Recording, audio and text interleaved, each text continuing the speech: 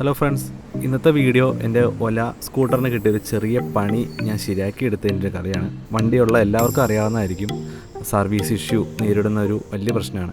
അപ്പോൾ നമ്മുടെ വണ്ടിക്ക് ഒരു ചെറിയൊരു പ്രശ്നം കിട്ടി. വേറൊന്നുമല്ല, നമ്മുടെ ഫ്രണ്ട് 2 സ്റ്റമ്പ് ഉണ്ട്. സ്റ്റമ്പിൽ നിന്ന് ഓയിൽ സീല് പൊട്ടിയിട്ട് ഓയിൽ പോയിക്കൊണ്ടിരിക്കുകയായിരുന്നു. നമ്മൾ കുറേ ഷോറൂമിൽ പോയി അന്വേഷിച്ചു ഇതെങ്ങനെ ശരിയാക്കാം. സർവീസ് ടോക്കൺ കിട്ടുന്നില്ല, അങ്ങനെ കുറേ പ്രശ്നങ്ങളായിട്ട് വണ്ടി സർവീസ് ചെയ്യാൻ പറ്റിയില്ല. അതിൻ്റെ അടുത്ത പ്രോബ്ലമായിട്ട് നമ്മുടെ ടയറ് തേയ്മാനം ഒരു സൈഡിലേക്ക് വെട്ടി തേയാൻ തുടങ്ങി.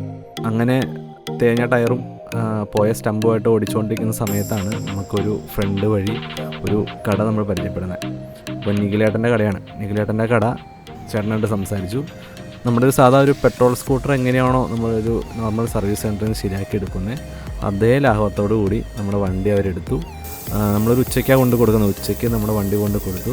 ആളത് ഭംഗിയായിട്ട് സ്റ്റമ്പിൻ്റെ ഓയിൽ ലീക്ക് മാറ്റി തന്നു. അതേപോലെ ചെയിൻ ടൈറ്റ് ചെയ്ത് തന്നു. കൂടാതെ ചെയിൻ ലൂബ് ചെയ്ത് തന്നു.